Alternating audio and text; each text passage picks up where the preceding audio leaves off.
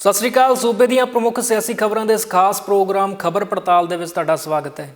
ਸਾਡੇ ਨਾਲ ਸਟੂਡੀਓ ਦੇ ਵਿੱਚ ਮੌਜੂਦ ਨੇ ਸੀਨੀਅਰ ਪੱਤਰਕਾਰ ਸੁਰਿੰਦਰ ਡੱਲਾ ਜੀ। ਡੱਲਾ ਜੀ, ਬਹੁਤ ਬਹੁਤ ਸਵਾਗਤ ਹੈ। ਬਹੁਤ ਸਵਾਗਤ ਹੈ ਮਨਦੀਪ ਜੀ, ਬਹੁਤ ਧੰਨਵਾਦ ਤੁਹਾਡਾ ਵੀ ਔਰ ਦੁਨੀਆ ਭਰ ਦੇ ਪੰਜਾਬੀਆਂ ਦਾ ਹੀ ਧੰਨਵਾਦ। ਡੱਲਾ ਜੀ, ਸਭ ਤੋਂ ਪਹਿਲਾਂ ਜਾਣਨਾ ਚਾਹੂੰਗਾ ਕਿ 1000 ਕਰੋੜ ਤੋਂ ਵੱਧ ਦਾ ਘੁਟਾਲਾ ਖੇਤੀਬਾੜੀ ਮਹਿਕਮੇ ਦਾ ਸਾਹਮਣੇ ਆਇਆ ਹੈ। ਦਰਸ਼ਕਾਂ ਨੂੰ ਸਮਝਾਓ ਕਿ ਪੂਰਾ ਘੁਟਾਲਾ ਹੈ ਕੀ ਹੈ। ਦੇਖੋ, ਇਹ ਇੱਕ ਇੱਕ ਕਰਕੇ ਪਰਤਾਂ ਜਿਹੜੀਆਂ ਪਿਛਲੇ 5 ਸਾਲ ਦੀ ਸਰਕਾਰ ਸੀ ਮਨਦੀਪ ਜੀ, ਉਹਦੀਆਂ ਉੱਧੜ ਰਹੀਆਂ ਨੇ। ਔਰ ਨਵਜੋਤ ਸਿੰਘ ਸਿੱਧੂ ਹੋਣੀ ਜਦੋਂ ਕਹਿੰਦੇ ਹੁੰਦੇ ਸੀ ਕਿ ਪਿਛਲੀ 5 ਸਾਲ ਦੀ ਸਰਕਾਰ ਮਾਫੀਆ ਰਾਜ ਚੱਲਦਾ ਰਿਹਾ, ਇਹ ਗੱਲ ਤੇ ਮੋਹਰ ਲੱਗ ਚੁੱਕੀ ਹੈ। ਹੁਣ ਇਹ ਗੱਲ ਸਾਫ਼ ਹੋ ਗਈ ਹੈ। ਅੱਜ ਇੱਕ ਹੋਰ ਨਵੇਂ ਘੁਟਾਲੇ ਦੇ ਉੱਤੋਂ ਪਰਦਾ ਉੱਠਿਆ ਔਰ ਪੈਰਾਂ ਥੱਲਿਓਂ ਜ਼ਮੀਨ ਨਿਕਲ ਜਾਂਦੀ ਹੈ ਜਦੋਂ ਇਹਨਾਂ ਘੁਟਾਲਿਆਂ ਬਾਰੇ ਅਸੀਂ ਜਾਣਕਾਰੀ ਹਾਸਲ ਕਰਦੇ ਹਾਂ ਜਾਂ ਪੜ੍ਹਦੇ ਹਾਂ ਜਾਂ ਸੁਣਦੇ ਹਾਂ। ਹੁਣ ਨਵਾਂ ਘੁਟਾਲਾ ਹੈਗਾ ਜਿਹੜਾ ਉਹ ਖੇਤੀਬਾੜੀ ਸੈਕਟਰ ਦਾ ਹੈ। ਭਾਰਤ ਦੀ ਸਰਕਾਰ ਨੇ 2018-19 ਤੋਂ ਇਹ ਫੈਸਲਾ ਕੀਤਾ ਸੀ ਕਿ ਪੰਜਾਬ ਦੇ ਵਿੱਚ ਜਿਹੜੀ ਪਰਾਲੀ ਹੈ ਬਹੁਤ ਵੱਡੀ ਸਮੱਸਿਆ ਹੈ। ਸਾਨੂੰ ਪਤਾ ਹੈ, ਉਦੋਂ ਅਰਵਿੰਦ ਕੇਜਰੀਵਾਲ ਜੀ ਵੀ ਕਹਿੰਦੇ ਹੁੰਦੇ ਸੀ ਕਿ ਪੰਜਾਬ ਦੇ ਕਿਸਾਨ ਪਰਾਲੀ ਸਾੜਦੇ ਨੇ ਅਤੇ ਦਿੱਲੀ 'ਚ ਧੂੰਆਂ ਹੋ ਜਾਂਦਾ ਹੈ।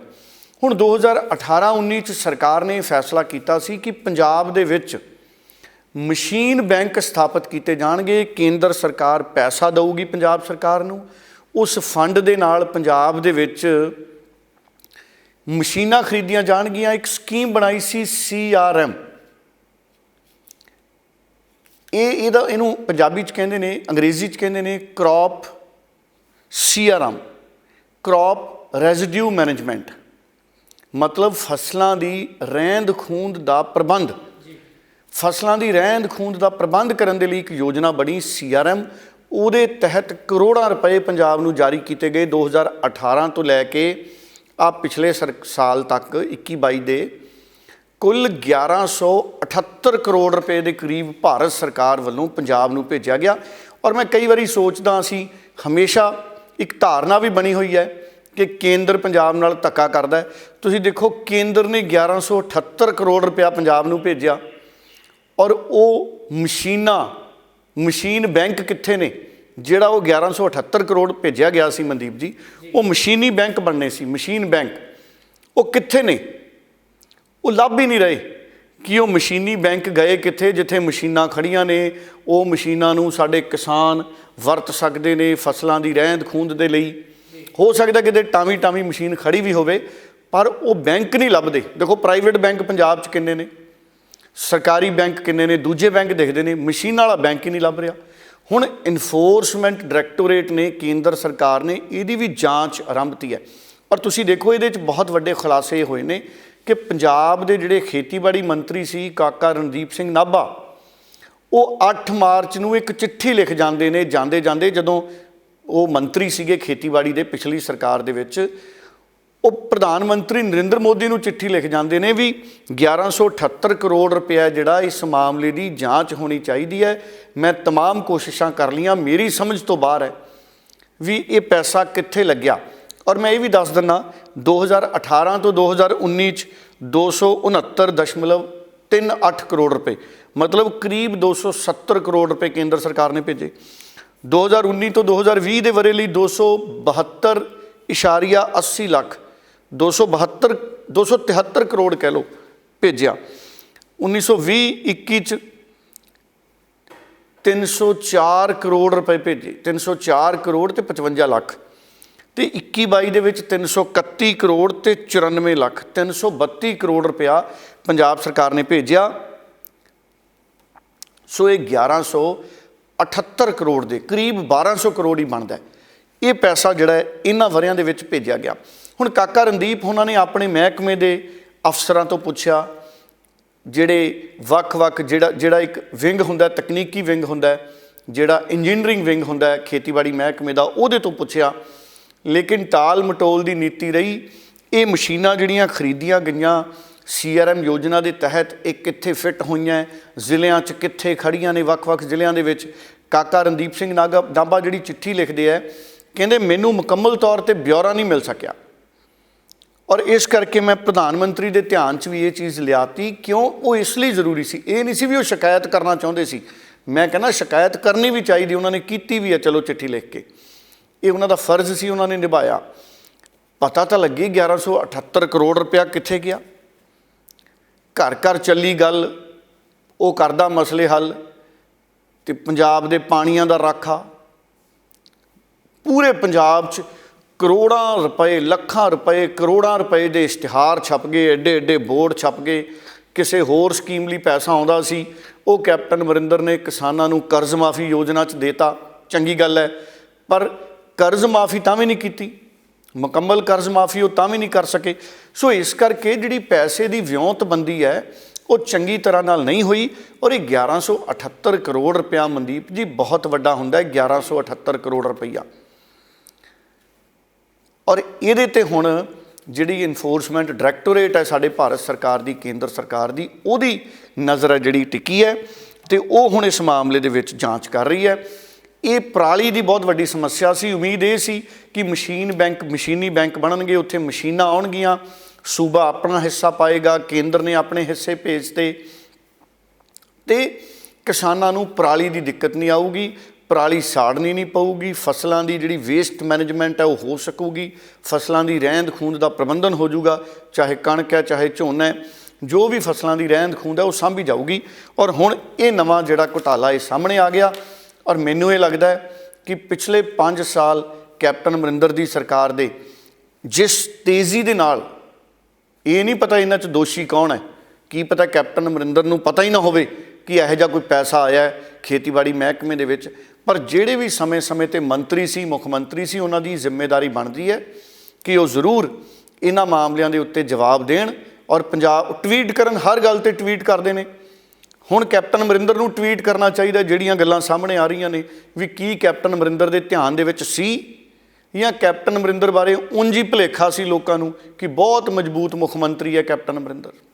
ਸੋ ਇਹ ਬੜੀ ਸ਼ਰਮ ਵਾਲੀ ਗੱਲ ਹੈ, ਇਸ ਤਰ੍ਹਾਂ ਦੇ ਘੁਟਾਲੇ ਜਿਹੜੇ ਸਾਹਮਣੇ ਆ ਰਹੇ। ਸੋ ਡੱਲਾ ਜੀ, ਗੱਲ ਸੰਗਰੂਰ ਜ਼ਿਮਨੀ ਚੋਣ ਦੀ ਕਰਦੇ ਹਾਂ। ਸੰਗਰੂਰ ਜ਼ਿਮਨੀ ਚੋਣ ਦੇ ਵਿੱਚ ਲੋਕਾਂ ਦੇ ਵੱਲੋਂ ਬਹੁਤ ਘੱਟ ਉਤਸ਼ਾਹ ਦੇਖਣ ਨੂੰ ਮਿਲਿਆ। ਇੱਕ ਵਾਰ ਉੱਥੋਂ ਦੀ ਪੂਰੀ ਰਿਪੋਰਟ ਹੈ ਜਿਹੜੀ ਉਹ ਜ਼ਰੂਰ ਸਾਂਝੀ ਕਰੋ। ਮਨਦੀਪ ਜੀ, ਬਹੁਤ ਤੁਸੀਂ ਅਹਿਮ ਸਵਾਲ ਕੀਤਾ। ਦੇਖੋ, ਸੰਗਰੂਰ 'ਚ ਵੋਟਰਾਂ 'ਚ ਉਤਸ਼ਾਹ ਹੀ ਨਹੀਂ ਦਿਖਿਆ ਮਨਦੀਪ ਜੀ। ਜਿਹੜੀਆਂ ਰਿਪੋਰਟਾਂ ਆ ਰਹੀਆਂ ਨੇ, ਮੈਂ ਕਿਉਂਕਿ ਜਿਵੇਂ ਇਹ ਪ੍ਰੋਗਰਾਮ ਆਪਣਾ ਲੋਕ ਦੇਖਣਗੇ ਤਦ ਤੱਕ ਜਿਹੜੀ ਵੋਟਾਂ ਦੀ ਫੀਸਦ ਹੈ ਉਹ ਵੱਧਦੀ ਜਾਣੀ ਹੈ। ਪਰ ਮਨਦੀਪ ਜੀ, ਮੈਨੂੰ ਇਹ ਲੱਗਦਾ ਕਿ ਚੋਣਾਂ ਜਿਹੜੀਆਂ ਨੇ ਸੰਗਰੂਰ ਦੇ ਵਿੱਚ ਬੜਾ ਉਦਾਸੀਨ ਰਵੱਈਆ ਰਿਹਾ ਲੋਕਾਂ ਦਾ। ਲੋਕਾਂ ਨੂੰ ਕੋਈ ਬਹੁਤ ਜ਼ਿਆਦਾ ਚਾਅ ਨਹੀਂ ਸੀ ਰਿਹਾ।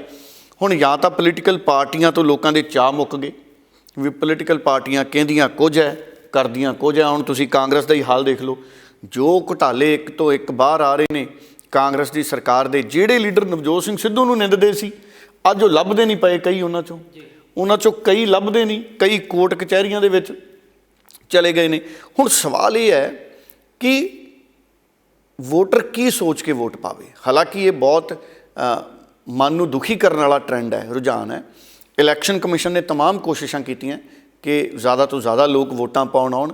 ਕੱਲ੍ਹ ਸਵੇਰੇ ਭਗਵੰਤ ਮਾਨ ਉਹਨਾਂ ਨੂੰ ਜਦੋਂ ਪਤਾ ਲੱਗਿਆ ਕਿ ਵੋਟਾਂ ਦਾ ਰੁਝਾਨ ਬਹੁਤ ਘੱਟ ਹੈ ਮਨਦੀਪ ਜੀ, ਉਹਨਾਂ ਨੇ ਵੀ ਫਿਰ ਟਵੀਟ ਕੀਤਾ ਇਲੈਕਸ਼ਨ ਕਮਿਸ਼ਨ ਨੂੰ ਕਿ ਜ਼ਰੂਰ ਇੱਕ ਸਮਾਂ ਵਧਾਇਆ ਜਾਵੇ ਅਤੇ 7 ਵਜੇ ਤੱਕ ਵੋਟਾਂ ਪਾਉਣ ਦੀ ਮਨਜ਼ੂਰੀ ਦਿੱਤੀ ਜਾਵੇ। ਇਹ ਕਰਨਾ ਪਿਆ।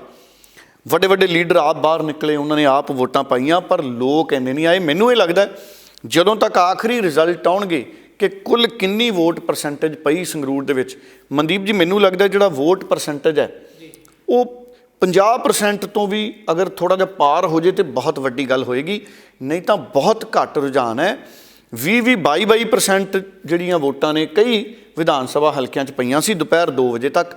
ਸੋ ਉਸ ਤੋਂ ਬਾਅਦ ਫਿਰ 5 ਵਜੇ ਤੱਕ ਦਾ ਵੀ ਜਿਹੜਾ ਟਰੈਂਡ ਆਇਆ, ਕਈ ਜਗ੍ਹਾ 'ਤੇ 40% ਟੱਪੀ। ਮਲੇਰਕੋਟਲੇ ਦੇ ਵਿੱਚ ਜ਼ਿਆਦਾ ਵੋਟ ਪਈ। ਹਾਲਾਂਕਿ ਉਸ ਤੋਂ ਬਾਅਦ ਦਿੜਬੇ ਦੇ ਵਿੱਚ ਵੀ ਥੋੜ੍ਹੀ ਜਿਹੀ ਵੋਟ ਪਰਸੈਂਟੇਜ ਨਿਕਲੀ। ਪਹਿਲਾਂ ਮਾਨਸਾ 'ਚ ਵੀ ਬਹੁਤ ਜਿਹੜੀ ਹੈ ਸੁਨਾਮ 'ਚ ਵੀ ਵੋਟ ਪਰਸੈਂਟੇਜ ਪਹਿਲਾਂ ਬਹੁਤ ਘੱਟ ਰਹੀ। ਮਾਨਸਾ ਤਾਂ ਨਹੀਂ ਹੈਗਾ ਸੰਗਰੂਰ ਹਲਕੇ ਦੇ ਵਿੱਚ। ਸੋ ਉਦਾਸੀਨ ਰਵੱਈਆ ਸੀ। ਧੂਰੀ 'ਚ ਵੀ 5 ਵਜੇ ਤੱਕ ਕਹਿੰਦੇ 36% ਤੱਕ 38% ਤੱਕ ਧੂਰੀ ਵੀ ਆ ਗਿਆ ਸੀ।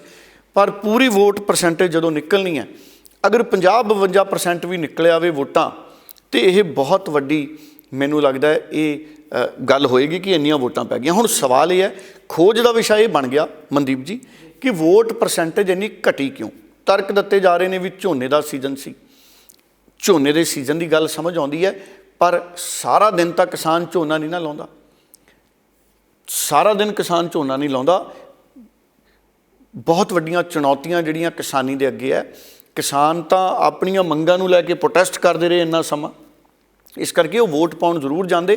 ਮੈਨੂੰ ਲੱਗਦਾ ਪੋਲੀਟੀਕਲ ਪਾਰਟੀਆਂ ਦੇ ਰਵੱਈਆਂ ਤੋਂ ਲੋਕਾਂ ਦਾ ਮੋਹ ਭੰਗ ਹੋ ਗਿਆ ਵੀ ਜਿਹਨੂੰ ਮਰਜ਼ੀ ਚੁਣ ਲਓ, ਵੱਡੇ ਵੱਡੇ ਵਾਅਦੇ ਕੀਤੇ ਜਾਂਦੇ ਨੇ, ਵੱਡੇ ਵੱਡੇ ਦਾਅਵੇ ਕੀਤੇ ਜਾਂਦੇ ਨੇ ਅਤੇ ਆਮ ਲੋਕਾਂ ਨੂੰ ਉਸ ਹੱਦ ਤੱਕ ਡਿਲੀਵਰ ਨਹੀਂ ਕੀਤਾ ਜਾਂਦਾ ਜਿੰਨਾ ਡਿਲੀਵਰ ਹੋਣਾ ਚਾਹੀਦਾ ਸੀ।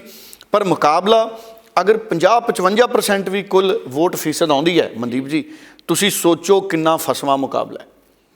5 ਮੁੱਖ ਉਮੀਦਵਾਰ ਨੇ, ਕੁੱਲ 16 ਉਮੀਦਵਾਰ ਨੇ, ਮਾफ़ ਕਰਨਾ 5 ਕੁੱਲ ਉਮੀਦਵਾਰ ਨੇ ਔਰ 16 ਦੇ ਕਰੀਬ ਆਜ਼ਾਦ ਉਮੀਦਵਾਰ ਵੀ ਨੇ। ਸੋ ਇੰਨੀ ਵੱਡੀ ਗਿਣਤੀ 'ਚ ਉੱਥੇ ਆਜ਼ਾਦ ਉਮੀਦਵਾਰ ਵੀ ਖੜ੍ਹੇ ਨੇ। ਪਰ ਇਹ ਬੜੀ ਹੈਰਾਨੀ ਵਾਲੀ ਗੱਲ ਹੈ ਕਿ ਵੋਟ ਪਰਸੈਂਟੇਜ ਘਟੀ ਹੈ। ਹੁਣ ਤੁਸੀਂ ਇਹਦੇ ਤੋਂ ਆਪ ਅੰਦਾਜ਼ਾ ਲਾ ਸਕਦੇ ਹੋ, ਜਦੋਂ ਇੰਨੀ ਵੱਡੀ ਗਿਣਤੀ 'ਚ ਮਨਦੀਪ ਜੀ ਉੱਥੇ ਉਮੀਦਵਾਰ ਨੇ, 15,69,000 ਦੇ ਕਰੀਬ ਕੁੱਲ ਵੋਟਰ ਸੀ, 8 ਲੱਖ ਤੋਂ ਜ਼ਿਆਦਾ ਸਾਡੇ ਮਰਦ ਵੋਟਰ ਸੀ, 7 ਲੱਖ ਤੋਂ ਜ਼ਿਆਦਾ ਔਰਤ ਵੋਟਰਾਂ ਸੀ। ਸੋ 15.5 ਲੱਖ ਵੋਟਰਾਂ 'ਚੋਂ ਅਗਰ 50% ਵੀ ਪੈ ਜਾਣ ਤੇ ਤੁਸੀਂ ਇਹ ਹਿਸਾਬ ਲਾਓ ਕਿ ਕਿੰਨੇ ਕੁ ਬਣਿਆ। 7.25 7.5 ਲੱਖ ਅਗਰ ਵੋਟਾਂ ਕੁੱਲ ਪੈਂਦੀਆਂ ਨੇ, ਅਗਰ 7.25 7.5 ਲੱਖ ਵੋਟਾਂ ਕੁੱਲ ਪੈਂਦੀਆਂ ਨੇ ਤੇ 5 ਮੁੱਖ ਉਮੀਦਵਾਰ ਨੇ, ਬਾਕੀ ਦੂਸਰੇ ਉਮੀਦਵਾਰ ਨੇ, ਇਹਦਾ ਮਤਲਬ ਹੈ ਇਸ ਵਾਰ ਸੰਗਰੂਰ 'ਚ ਇਹ ਨਹੀਂ ਗੱਲ ਹੋਣੀ ਵੀ ਕੋਈ ਲੱਖਾਂ ਦੇ ਮਾਰਜਨ ਨਾਲ ਜਿੱਤ ਜੂਗਾ। ਮੈਨੂੰ ਲੱਗਦਾ ਹਾਰ ਜਿੱਤ ਦਾ ਫੈਸਲਾ 10-20 ਹਜ਼ਾਰ 'ਤੇ ਹੋ ਜਾਣਾ ਸੰਗਰੂਰ ਦੇ ਵਿੱਚ। ਜੋ ਸਥਿਤੀਆਂ ਮੈਨੂੰ ਲੱਗ ਰਹੀਆਂ ਨੇ, ਮੇਰੇ ਅੰਦਾਜ਼ੇ ਨੇ, ਹਾਲਾਂਕਿ ਐਗਜ਼ੈਕਟ ਪਰਸੈਂਟੇਜ ਆਊਗੀ ਜਦੋਂ ਇਲੈਕਸ਼ਨ ਕਮਿਸ਼ਨ ਨੇ ਹਜੇ ਤੱਕ, ਕਿਉਂਕਿ ਜਦੋਂ ਅਸੀਂ ਇਹ ਪ੍ਰੋਗਰਾਮ ਰਿਕਾਰਡ ਕਰ ਰਹੇ ਹਾਂ ਤੇ 6 ਵੱਜਣ ਵਾਲੇ ਆ, ਹਜੇ 6 ਵੱਜਣ ਵਾਲੇ ਨੇ, ਕਿਉਂਕਿ ਜਿਹੜੇ ਲੋਕ ਪੋਲਿੰਗ ਬੂਥਾਂ ਦੇ ਅੰਦਰ ਹੁੰਦੇ ਨੇ ਜਦ ਤੱਕ ਉਹਨਾਂ ਦੀ ਵੋਟ ਪੈ ਨਹੀਂ ਜਾਂਦੀ ਉਨੀ ਦੇਰ ਤੱਕ ਫਿਰ ਇਲੈਕਸ਼ਨ ਦੀ ਪ੍ਰਕਿਰਿਆ ਰੁਕਦੀ ਨਹੀਂ। ਸੋ ਇਲੈਕਸ਼ਨ ਕਮਿਸ਼ਨ ਆਪਣੇ ਅੰਕੜੇ ਦੇਣਗੇ, ਉਸ ਤੋਂ ਬਾਅਦ ਪਤਾ ਲੱਗੂਗਾ ਕਿੰਨੀਆਂ ਵੋਟਾਂ ਕੁੱਲ ਪਈਆਂ। ਪਰ ਮੈਨੂੰ ਲੱਗਦਾ ਮਨਦੀਪ ਜੀ 15-20-25 ਹਜ਼ਾਰ ਦਾ ਮਾਰਜਨ ਵੀ ਅਗਰ ਕਿਸੇ ਉਮੀਦਵਾਰ ਦਾ ਆ ਜੇ ਜਿੱਤ ਦਾ, ਇਹ ਬਹੁਤ ਵੱਡਾ ਹੋਊਗਾ। ਔਰ ਬੜੀ ਫਸਵੀਂ ਟੱਕਰ ਰਹੀ ਅੱਜ ਸਾਰਾ ਦਿਨ, ਔਰ ਕਈ ਬੂਥਾਂ ਦੇ ਉੱਤੇ ਸੁੰਨ-ਸਰਾਂ ਰਹੀ। ਪਹਿਲਾਂ ਜਿਵੇਂ ਜਿਵੇਂ ਦਿਨ ਅੱਗੇ ਵਧਿਆ, ਪਾਰਟੀਆਂ ਦੇ ਲੀਡਰਾਂ ਨੇ ਫੋਨ ਕਰਨੇ ਸ਼ੁਰੂ ਕੀਤੇ ਆਪਣੇ ਸਮਰਥਕਾਂ ਨੂੰ ਵੀ ਭਾਈ ਵੋਟ ਪਵਾਓ, ਵੋਟ ਪਵਾਓ। ਲੋਕਾਂ ਨੂੰ ਘਰੋਂ ਘਰੀ ਕਿਹਾ ਵੀ ਤੁਸੀਂ ਵੋਟ ਪਾ ਕੇ ਆਓ। ਟੈਲੀਵਿਜ਼ਨਾਂ 'ਤੇ ਵੀ ਇਹ ਅਪੀਲਾਂ ਹੁੰਦੀਆਂ ਰਹੀਆਂ ਪੱਤਰਕਾਰਾਂ ਵੱਲੋਂ ਕਿ ਸਾਨੂੰ ਸਾਰਿਆਂ ਨੂੰ ਆਪਣੇ ਵੋਟ ਦੇ ਹੱਕ ਦੀ ਵਰਤੋਂ ਕਰਨੀ ਚਾਹੀਦੀ ਹੈ। ਮੈਂ ਤਾਂ ਚਾਹੁੰਦਾ ਸੀ 100% ਹੀ ਵੋਟ ਪਵੇ, ਚਲੋ ਨਹੀਂ ਤਾਂ 80-90% ਤਾਂ ਪੈਣੀ ਚਾਹੀਦੀ ਸੀ। ਹੁਣ ਅਗਰ 50-55% 'ਤੇ ਹੀ ਵੋਟ ਪਰਸੈਂਟੇਜ ਆ ਜਾਂਦੀ ਹੈ ਤੇ ਫਿਰ ਇਹ ਨਤੀਜਾ ਜਿਹੜਾ ਮੈਨੂੰ ਲੱਗਦਾ ਹੈ ਇਹ ਹੈਰਾਨ ਕਰਨ ਵਾਲਾ ਹੋ ਸਕਦਾ ਹੈ ਅੱਜ ਨਤੀਜਾ। ਸੋ ਡੱਲਾ ਜੀ, ਅੱਜ ਸਿੱਧੂ ਮੂਸੇਵਾਲ ਦਾ ਗਾਣਾ SYL ਉਹ ਵੀ ਰਿਲੀਜ਼ ਹੋਇਆ, ਇਸ ਬਾਰੇ ਕੀ ਕਹਿਣਾ ਚਾਹੁੰਦੇ ਹੋ? ਦੇਖੋ, ਕੱਲ੍ਹ ਹੀ ਸੋਸ਼ਲ ਮੀਡੀਆ 'ਤੇ ਪੋਸਟ ਪਾਤੀ ਸੀ ਉਹਨਾਂ ਦੇ ਪਰਿਵਾਰਕ ਮੈਂਬਰਾਂ ਨੇ ਕਿ SYL ਗਾਣਾ ਹੈ ਜਿਹੜਾ ਸਿੱਧੂ ਮੂਸੇਵਾਲੇ ਦਾ ਉਹ ਰਿਲੀਜ਼ ਹੋਏਗਾ। ਦੇਖੋ, ਗਾਣਾ ਰਿਲੀਜ਼ ਹੋ ਗਿਆ, ਮੈਂ ਗਾਣਾ ਸੁਣਿਆ ਔਰ ਇਸ ਗਾਣੇ ਦੇ ਉੱਤੇ ਇੱਕ ਅਸੀਂ ਰਿਵਿਊ ਕਰਾਂਗੇ। ਦੇਖੋ, ਸਿੱਧੂ ਮੂਸੇਵਾਲੇ ਨੇ ਜਿਹੜੇ ਸਮਾਜਿਕ ਮੁੱਦੇ ਨੇ ਉਹ ਪਹਿਲਾਂ ਵੀ ਚੱਕੇ ਨੇ। ਦੇਖੋ, 295 ਜਿਹੜਾ ਗਾਣਾ ਸੀ, ਅਗਰ ਅਸੀਂ 295 ਵਾਲੇ ਗਾਣੇ ਨੂੰ ਸੁਣੀਏ, ਕਹਿੰਦੇ 295 ਗਾਣਾ ਦੁਨੀਆ 'ਚ ਬਹੁਤ ਪ੍ਰਸਿੱਧੀ ਖੱਟ ਗਿਆ। ਮੈਨੂੰ ਇਹ ਲੱਗਦਾ ਹੈ ਕਿ ਇਹ ਜਿਹੜਾ SYL ਵਾਲਾ ਗਾਣਾ ਹੈ ਇਹਦੇ ਵਿੱਚ ਵੀ ਇੱਕ ਤਰੀਕੇ ਨਾਲ ਸਿੱਧੂ ਮੂਸੇਵਾਲੇ ਨੇ ਸਿੱਧਾ ਇਹ ਦੱਸਣ ਦੀ ਕੋਸ਼ਿਸ਼ ਕੀਤੀ ਹੈ ਕਿ ਮਾਮਲੇ ਕਿਵੇਂ ਉਲਝਦੇ ਨੇ, ਮਾਮਲੇ ਕਿਵੇਂ ਉਲਝਦੇ ਨੇ ਔਰ ਕਿਸੇ ਇੱਕ ਖਿੱਤੇ ਲਈ ਇਹ ਕਿੰਨਾ ਮਹੱਤਵਪੂਰਨ ਹੁੰਦਾ ਅਤੇ ਇਹਦੇ 'ਤੇ ਸਿਆਸਤ ਕਿਵੇਂ ਹੁੰਦੀ ਹੈ, ਇਹਦੇ 'ਤੇ ਸਿਆਸਤ ਕਿਵੇਂ ਹੋ ਜਾਂਦੀ ਹੈ। ਔਰ ਸੱਚਮੁੱਚ ਸਾਡੇ ਮੁਲਕ 'ਚ ਜਿਹੜੀ ਸਿਆਸਤ ਹੈ ਉਹ ਬੜੀ ਬੇਲੋੜੀ ਜਿਹੀ ਸਿਆਸਤ ਹੋ ਜਾਂਦੀ ਹੈ ਕਈ ਵਾਰੀ। ਆ ਮੈਂ ਦੇਖ ਰਿਹਾ ਸੀ ਮਹਾਰਾਸ਼ਟਰ ਵਾਲਾ ਮਸਲਾ ਮਨਦੀਪ ਜੀ, ਤੁਸੀਂ ਦੇਖੋ ਮਹਾਰਾਸ਼ਟਰ ਦੇ ਵਿੱਚ ਵੀ ਅਚਾਨਕ ਸਰਕਾਰ ਡਿੱਗਣ ਦੇ ਕੰਢੇ ਪਹੁੰਚੀ ਹੋਈ ਹੈ ਔਰ ਉਧਵ ਠਾਕਰੇ ਸ਼ਿਵ ਸੈਨਾ ਵਾਲੇ ਜਿਹੜੇ ਨੇ, ਜਿਹੜੇ ਮੁੱਖ ਮੰਤਰੀ ਵੀ ਨੇ, ਪਾਰਟੀ ਦੇ ਮੁਖੀ ਵੀ ਨੇ, ਉਹੀ ਇਕੱਲੇ ਪੈਂਦੇ ਨਜ਼ਰ ਆ ਰਹੇ ਨੇ। ਉਹਨਾਂ ਨਾਲ ਗਿਣਤੀ ਘਟ ਗਈ ਕਹਿੰਦੇ, ਔਰ ਜਿਹੜਾ ਖੇਮਾ ਬਾਗੀ ਹੋ ਗਿਆ ਉਹਨਾਂ ਦੀ ਗਿਣਤੀ ਵੱਧ ਗਈ। ਸੋ ਇਸ ਕਰਕੇ ਜਿਹੜੀ ਸਿਆਸਤ ਹੈ, ਸਿਆਸਤ ਦੇ ਵਿੱਚ ਮਿਆਰ, ਸਿਆਸਤ ਦਾ ਕਿਰਦਾਰ ਉਹ ਪਤਾ ਹੀ ਨਹੀਂ ਕਿਉਂ ਖੁਰ ਰਿਹਾ। ਔਰ SYL ਦੇ ਮੁੱਦੇ ਹੋ ਗਏ, ਸਾਡੇ ਪਾਣੀਆਂ ਦੇ ਮੁੱਦੇ ਹੋ ਗਏ, ਇਹਨਾਂ ਮੁੱਦਿਆਂ 'ਤੇ ਵੀ ਪਿਛਲੇ ਸਮਿਆਂ ਦੇ ਵਿੱਚ ਜੰਮ ਕੇ ਸਿਆਸਤ ਹੋਈ ਹੈ। ਔਰ ਤੁਸੀਂ ਦੇਖੋ SYL ਕਰਕੇ ਅਸੀਂ ਪਹਿਲਾਂ ਕਿਹੋ ਜਿਹਾ ਦੌਰ ਹੰਢਾਇਆ ਸੀ। ਸੋ ਇਸ ਕਰਕੇ ਇਹ ਮੁੱਦੇ ਨੇ ਜਿਹੜੇ, ਇਹ ਹੁਣ ਹੈਗਾ ਮਸਲਾ ਤਾਂ ਸੁਪਰੀਮ ਕੋਰਟ ਨੇ ਲਗਭਗ ਨਿਬੇੜਿਆ, ਪਰ ਸੁਪਰੀਮ ਕੋਰਟ ਨੇ ਹਜੇ ਤੱਕ ਵੀ ਇਸ ਮਾਮਲੇ ਦੇ ਵਿੱਚ ਜਿਹੜੇ ਮੁਕੰਮਲ ਜਿਹੜਾ ਇਸ ਮਾਮਲੇ ਦਾ ਮੈਂ ਕਹੂੰਗਾ ਨਾ ਸਰਕਾਰਾਂ ਨੇ, ਕਿਉਂਕਿ ਸਰਕਾਰ ਨੇ ਟਾਈਮ ਲਿਆ ਹੋਇਆ, ਕੇਂਦਰ ਸਰਕਾਰ ਨੇ ਫਿਰ SYL ਲਈ ਸਮਾਂ ਮੰਗਿਆ ਸੀ ਸੁਪਰੀਮ ਕੋਰਟ ਤੋਂ, ਕਿਉਂਕਿ ਸੁਪਰੀਮ ਕੋਰਟ ਨੇ ਕਿਹਾ ਸੀ ਪੰਜਾਬ ਅਤੇ ਹਰਿਆਣਾ ਮਿਲ ਕੇ ਮਸਲਾ ਨਿਬੇੜ ਦੇਣ। ਪਰ ਉਮੀਦ ਕਰਦੇ ਹਾਂ ਕਿ ਹੁਣ ਵੀ ਸਰਕਾਰਾਂ ਮਿਲ ਜੁਲ ਕੇ ਇਸ ਮਸਲੇ ਨੂੰ ਨਿਬੇੜ ਦੇਣ, ਕਿਉਂਕਿ ਇਹ ਮਸਲੇ ਜਦੋਂ ਲਟਕਦੇ ਨੇ ਤੇ ਫਿਰ ਇਹ ਸਮਾਜ ਦੇ ਵਿੱਚ ਕੜੱਤਣ ਪੈਦਾ ਕਰਦੇ ਨੇ, ਸਮਾਜ ਦੇ ਵਿੱਚ ਇਹ ਖਿਝ ਪੈਦਾ ਕਰਦੇ ਨੇ, ਨੁਕਸਾਨ ਪੈਦਾ ਕਰਦੇ ਨੇ। SYL ਵਰਗੇ ਜਿਹੜੇ ਮਸਲੇ ਨੇ ਇਹ ਸ਼ਾਂਤੀਪੂਰਵਕ ਤਰੀਕੇ ਨਾਲ ਸਾਰੀਆਂ ਧਿਰਾਂ ਦੇ ਹੱਕ ਦੇਖਦੇ ਹੋਏ ਨਿਬੇੜਨੇ ਚਾਹੀਦੇ ਨੇ ਸੁਪਰੀਮ ਕੋਰਟ ਨੂੰ। ਸੋ ਡੱਲਾ ਜੀ, ਬਹੁਤ ਬਹੁਤ ਧੰਨਵਾਦ, ਤੁਸੀਂ ਇਹਨਾਂ ਅਹਿਮ ਸਵਾਲਾਂ ਦੇ ਉੱਪਰ ਪੜਤਾਲ ਕੀਤੀ ਹੈ। ਦਰਸ਼ਕਾਂ ਤੋਂ ਵੀ ਇਜਾਜ਼ਤ ਲੈਂਦੇ ਹਾਂ। ਬਹੁਤ ਬਹੁਤ ਧੰਨਵਾਦ। ਬਹੁਤ ਧੰਨਵਾਦ।